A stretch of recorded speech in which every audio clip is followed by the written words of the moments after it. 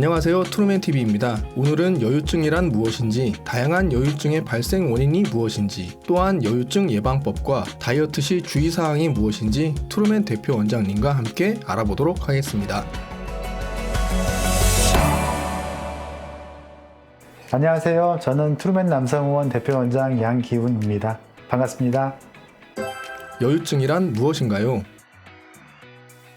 여성형 유방증, 이걸 줄여서 여유증 이렇게 이제 표현을 하고 있는데, 남자의 가슴이 여성의 유방처럼 발달되어 있는 상태, 이거를 여성형 유방증, 여유증이라고 하죠.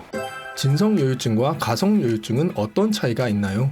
진성은 진짜, 가성은 가짜. 여자의 가슴처럼 남자의 가슴이 이제 발달된 건데, 그 발달된 원인이 여성의 유방처럼 유선 조직이라고 하는 유방 조직이 발달해서 생기는 여유증이 진성 여유증. 그렇지 않고, 가슴은 이제 여성처럼 발달은 돼 있지만 실질을 보면 지방 성분이 많은, 지방에 의해서 비대된 상태, 이 상태를 이제 가성 여유증, 이렇게 이제 구분을 하게 됩니다. 비만과 과체중으로 여유증이 발생할 수 있나요? 가성 여유증이 과다 지방으로 인해서 유방이 이제 발달된 걸로 보이는 거잖아요. 당연히 비만이 가성 여유증의 원인이 되는 거고, 사춘기가 오기 전에 소화기 때 비만이 있는 경우에 지방세포에서 여성 호르몬의 수치가 증가돼요. 그래서 그 여성 호르몬이 유선 조직의 증식을 유도하거든요. 비만은 진성 여유증의 원인이 될 수도 있고 가성 여유증의 원인이다, 이렇게 보시면 되겠습니다. 사춘기 때 호르몬 불균형으로 인해 여유증이 발생할 수 있나요? 사춘기가 오기 전에는 남자아이라 하더라도 그냥 중성이라고 보시면 돼요. 그러니까 2차 성징이 오기 전이기 때문에 호르몬 쪽으로는 그냥 중성이라고 보시면 되는데, 비만이다 보면 지방세포가 많고, 그로 인해서 지방세포에서 만들어지는 여성 호르몬에 의해서 유선 조직도 더 증식하는 거고, 소화기 때 비만은 진성 여유증의 원인이 될 수도 있다. 탈모약 때문에 여유증이 발생할 수 있나요? 탈모약이 기본적으로 남성 호르몬의 대사에 영향을 미쳐요. 결론적으로 여성 호르몬의 수치를 증가시킬 수 있거든요. 그러니까 여성 호르몬의 수치가 증가되는 상황은 유선 조직의 증식을 유도할 수 있다. 그래서 이제 여유증이 발생할 수 있는 거죠. 스테로이드 약물로 인해 여유증이 발생할 수 있나요? 네, 남성 호르몬제라든지 성장 호르몬이라든지 그런 것들이 우리 몸의 근육 발달을 촉진하는 호르몬을 주입하는 거지만, 결론적으로는 또 여성 호르몬의 체내 수치를 증가시킬 수가 있어요. 그리고 경우에 따라서는 프롤락틴의 수치를 또 증가시킬 수 있거든요. 프롤락틴은 뭐냐면 유집 분비 호르몬이에요. 그래서 유집을 생성하게 하는 자궁원이 될 수 있기 때문에 그런 것들이 또 유선의 비대를 또 유발을 합니다. 그래서 근육을 만들기 위해서 사용하는 호르몬들이 결과적으로 여성 호르몬 또는 유집 분비 호르몬을 증가시켜서 유선의 증식을 유발할 수 있습니다. 여유증을 유발할 수 있는 약물이 또 있을까요? 쉽게 많이들 드시는 게 이제 제산제, 또 이제 여유증을 유발할 수 있고요. 갑상선 기능 항진증, 이런 경우에도 여유증을 유발할 수 있고요. 그다음에 이제 정신과적으로는 이제 항우울제, 이런 것들이 이제 여유증을 유발할 수 있습니다.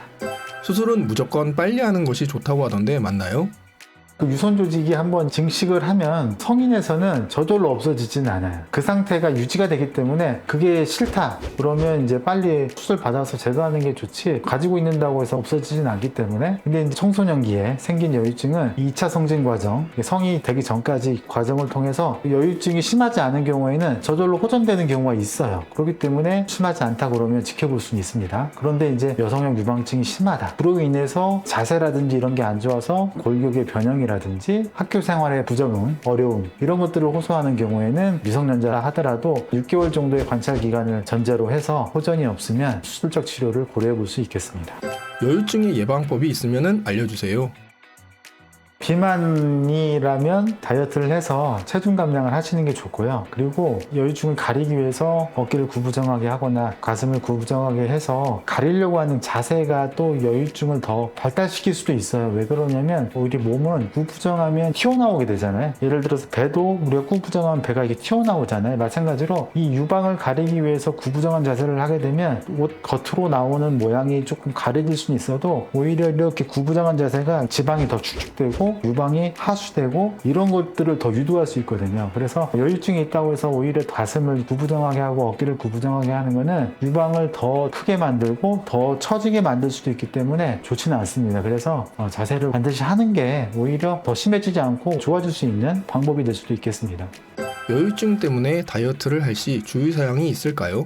비만이 있으면서 여유증이 있는 경우 다이어트를 하셔야 하는데 운동을 통해서 체중 감량을 시도하잖아요. 그때 이제 뛴다든지 뭐 줄넘기를 한다든지 이런 식으로 해서 유방이 이렇게 흔들리는 경우들이 있어요. 이렇게 흔들리면 유방이 이렇게 처져요. 붓을 뽑을 때 뭐 이게 막 쭉 늘어나잖아요.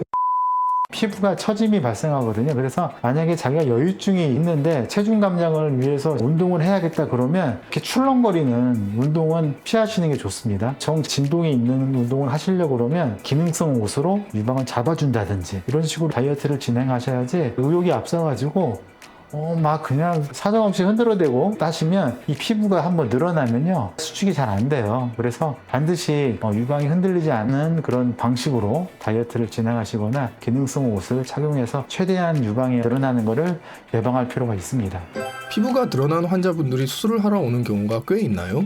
그거 잘 모르는 경우 많아요. 이런 경우 있어요. 살을 좀 빼고 가야지 지방도 좀 덜 빼고 수술 범위가 좀 줄어들고 회복도 좀 빠를 것이고 이런 생각으로 다이어트를 많이 하시고 오시는 경우들도 있어요. 근데 그 과정에서 이게 늘어나서 오시는 경우들이 제일 안타까워요.